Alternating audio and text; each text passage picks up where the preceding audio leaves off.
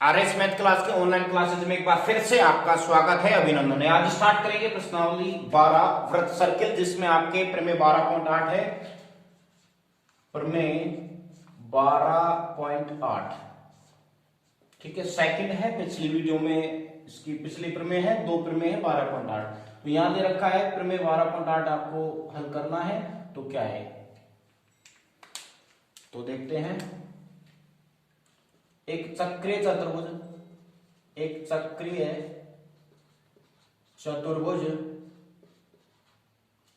चतुर्भुज के सम्मुख कोणों का योग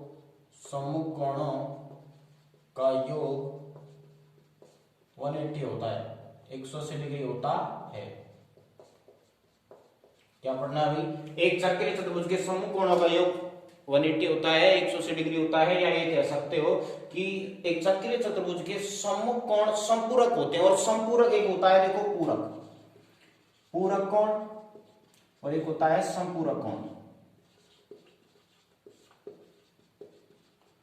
ये होता है सप्लीमेंट्री एंगल, ये कॉम्प्लीमेंट्री एंगल। ठीक है, तो यहां इसके बारे में आपको पढ़ना है। तो पूरक कोण, ऐसे दो कोण एक दूसरे के पूरक कोण कहलाते हैं।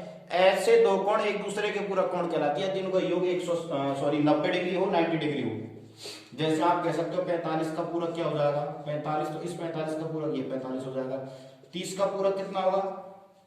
30 का पूरक 60 और 60 का पूरक 30, क्योंकि इनका योग कितना डिग्री होना चाहिए? 90 डिग्री होना चाहिए। इसके बाद में आपका है संपूरक। ऐसे दो कोण एक दूसरे के संपूरक कहलाते हैं यदि उनका योग 180 डिग्री हो। जैसे आपके 90 का संपूरक हो जाएगा 90, इस 90 का संपूरक ये 90। ठीक है, इसके बाद में 120 का संपूरक हो जाएगा आपका 60, 60 का संपूरक हो जाएगा 120। इस प्रकार से आप हल कर सकते हैं। तो यहाँ पूरक और संपूरक के बारे में क्लियर हो चुका है।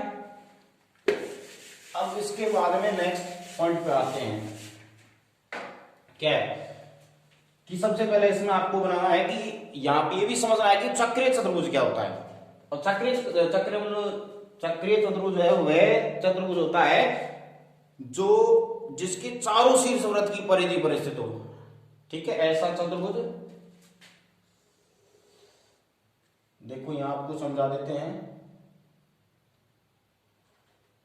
जिसके चारों शीर्ष वृत्त की परिधि पर स्थित हो। कैसा भी हो, ध्यान रखना है आपको, मिलाना बस इनको। कंप्लीट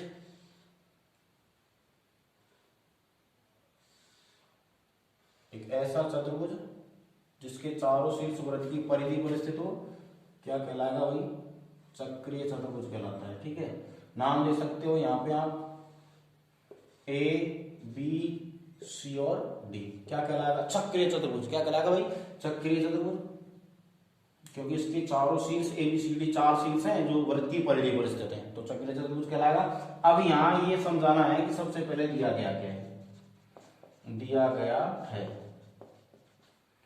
गया है ए बी सी डी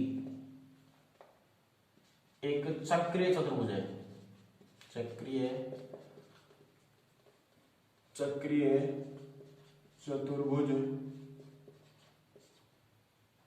है। ठीक है, इसके बाद में आपको करना है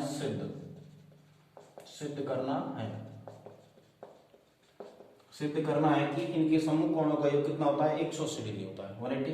तो क्या करेंगे? कोण ए प्लस कोण सी बराबर कितना? 180 डिग्री। इसके बाद में कोण बी प्लस कोण डी बराबर कितना? 180। ये आपको निकालना है। क्लियर है? देखो इसका और इसका योग कितना? 180। सम्मुख कोण ये हो जाएंगे, ये सम्मुख कोण हो जाएंगे, इनका योग कितना करना है? 180 डिग्री करना है। अब यहाँ पे आपको बताना है कटेक्शन करनी है, रचना करनी है। तो यहाँ केंद्र क्या मान लोगे? ओ केंद्र। तो यहां से एक काम करना है, बिंदु ए को और आपको सी को इससे मिलाना है। क्या करेंगे? बिंदु ए व सी को मिलाएं। ठीक है, कोई सा मिला दो, चाहे इनको मिला दो। चलो आप क्या कर लेंगे? बी और डी को मिला दो। बिंदु डी को मिला दिया और बिंदु डी को मिला दिया। ठीक है, चलो इनको मिला दिया अपन ने। केंद्र किससे मिलाया? ओ से। अब यहां आपको समझना है कि एक तो ये वाला कोण और एक ये वाला कोण। ठीक है, इतना कोण है ये, इसको आप क्या कहोगे? देखो इसको अपन मान लेते हैं y, और इसको यहां से यहां तक मान लेते हैं x। ठीक है, तो ये भी आपको अच्छे से समझना है।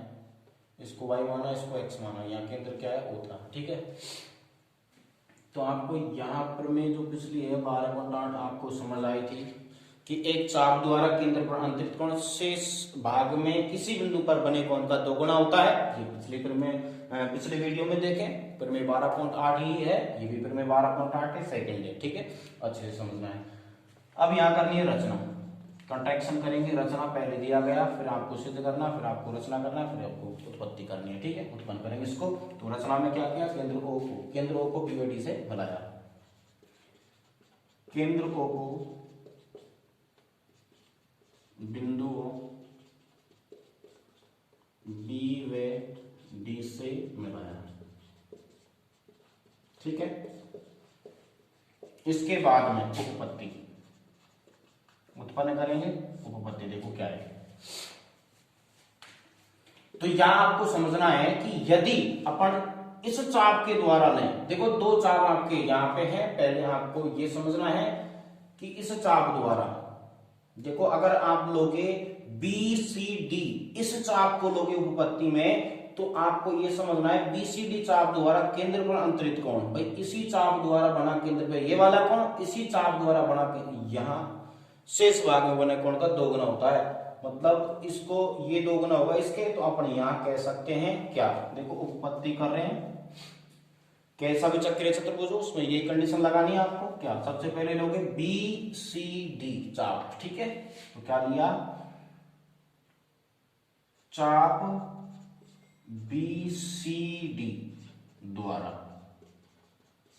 ठीक है, चाप बीसीडी द्वारा केंद्र पर जो अंतरित कोण है, या चाप बीसीडी से, इस चाप से क्या होगा, देखो बीसी, देखो ये तो बीसी चाप है, और पूरा यहां तक डी, यहां से यहां तक, क्योंकि एंटी क्लॉकवाइज चलते हैं चाप के लिए, क्या चलते हैं, घड़ी की विपरीत दिशा, क्लॉकवाइज घड़ी की दिशा, मतलब इस प्रकार से घड़ी की दिशा होती है, और आपको चलना उल्टा, एंटी क्लॉकवाइज, घड़ी की विपरीत दिशा, उल्टी दिशा। ठीक है, एंटी क्लॉकवाइज बोलते हैं। तो बीसीडी चाप द्वारा या बीसीडी चाप से क्या होगा, इस चाप से यहां तक, बी से और डी तक, ये वाला जो चाप है, इस चाप द्वारा केंद्र पर अंतरित कोण, ये केंद्र वो है, केंद्र पर अंतरित कोण इसी चाप द्वारा, अब देखो ये बी और सी चाप द्वारा इस ए पर बने कोण का क्या होता है, ये दो गुना होता है। ठीक है, इसको दो से गुना करेंगे तब ये इसके बराबर होगा। रियल बात है, बिल्कुल सही है। देखो तो क्या करें, अपन कह सकते हैं क्या कि y बराबर क्या हो जाएगा, जो कोण y है वो किसके बराबर है, 2 कोण a के, भाई दो कोण a को 2 से गुणा करेंगे जब इसके बराबर होगा। वापस समझ सकते हो, BCD चाप द्वारा केंद्र पर अंतरित कोण जो y कोण है, ये इसके दोगुने के बराबर होगा। जब इसको 2 से गुणा करेंगे तब ये इक्वल होंगे, तो इसको नाम दोगे समीकरण नंबर 1। लेकिन किससे होगा ये, प्रमेय 12.8 से होगा, जो पिछली है आपके, तो उसके द्वारा होगा, तो इसको नाम दोगे समीकरण नंबर 1। ठीक है, 12.8 जो फर्स्ट पेज में है, फर्स्ट द्वारा होगा। इसके बाद में क्या लिखोगे, दूसरा चाप।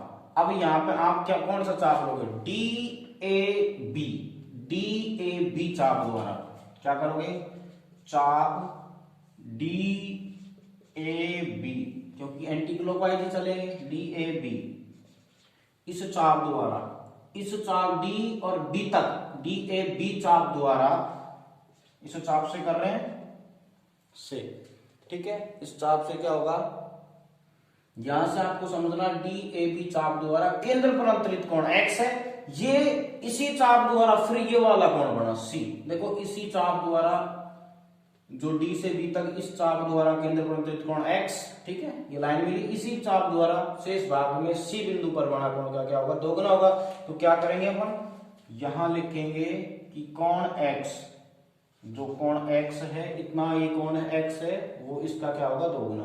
तो इसको 2 से गुणा करेंगे तब बराबर हो जाएगा, तो 2 कोण c, समीकरण नंबर 2। ये भी किससे होगा, प्रमेय 12.8 से, जो आपके 12.8 फर्स्ट है, फर्स्ट से हो रहा है इसलिए। ठीक है, तो x बराबर 2 ये समझ आ रहा है? तो यहाँ समीकरण 1 व 2, समीकरण 1 व 2 को अपन कर देंगे यहाँ पे योग कर देंगे, जोड़ देंगे। देखो समीकरण 1 व 2 को जोड़ने पर जोड़ो क्या होगा, x प्लस वाई, भाई x प्लस वाई दोनों को जोड़ेंगे, x प्लस वाई बराबर LHS साइड जोड़ता है, RHS साइड, RHS क्या है इसका, 2 कोण A 2 कोण C, ठीक है। तो क्या है 2 कोण A प्लस 2 कोण C, 2 कोण C। अब इक्वल करो, देखो x प्लस वाई बराबर, आपको पता है x प्लस वाई का मान कितना है भाई, यहां से यहां तक ये वाला कोण और ये वाला कोण, भाई पूरा चक्कर है, और पूरा चक्कर कितने डिग्री का होता है, 360 डिग्री का, ठीक है।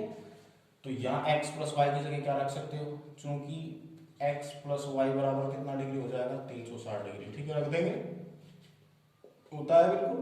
तो 360 रख दिया बराबर में, यहाँ दोनों में क्या कॉमन आ रहा है, 2 कॉमन आ रहा है, क्या बचा, कोण A प्लस कोण C, भाई दोनों में उभयनिष्ठ, यहाँ पे कॉमन है, उभयनिष्ठ है 2, तो 2 बाहर निकला, भाई इनके दोनों के गुणा में थे, तो यहाँ गुणा में रख दिया, दोनों के बाहर रख दिया गुणा में, अंदर गुणा करेंगे तो वापस ये स्टेप आएगी, 2 को कोण A से गुणा करेंगे 2 कोण A, 2 को कोण C से गुणा करेंगे तो 2 कोण C, क्योंकि कोष्टक का मतलब गुणा होता है।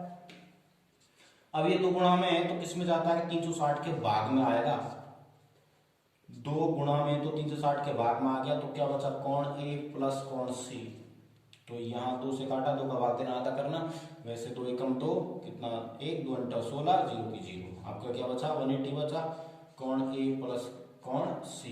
तो आपके एक तो यहाँ आ गया इति सिद्धम, देखो ये वाला हो गया, चलो ये तो आ गया आपके, इधर हो चाहे इधर, बात एक है, दोनों साइड बराबर है, भाई कोण A प्लस कोण C बराबर कितना, 180, ठीक है। अब आपको निकालना है कोण B प्लस कोण B बराबर कितना, 180। अब आपको पता है कि चतुर्भुज के 4 अंतःकोणों का कितना होता है, चतुर्भुज के 4 अंतःकोणों का 360 डिग्री होता है, कोण A B C D ले लो, क्योंकि अपन जानते हैं कोण A प्लस कोण B प्लस कोण C प्लस कोण D बराबर कितना होता है, 360 डिग्री, ठीक है।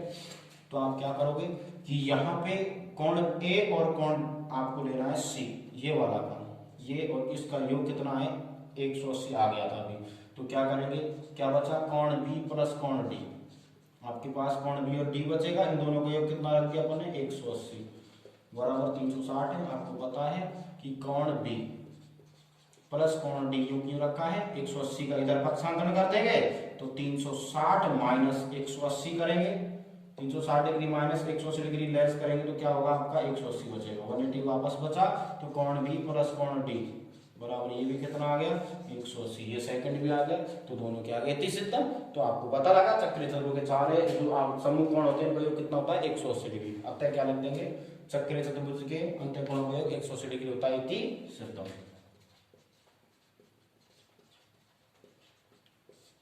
ठीक है, इसी प्रकार से मेहनत करते रहिए, जितना हम पर संभव प्रयास होगा हम करेंगे। आपके लिए बेस्ट ऑफ लक, खुश रहें, आबाद रहें, मेहनत करते रहें।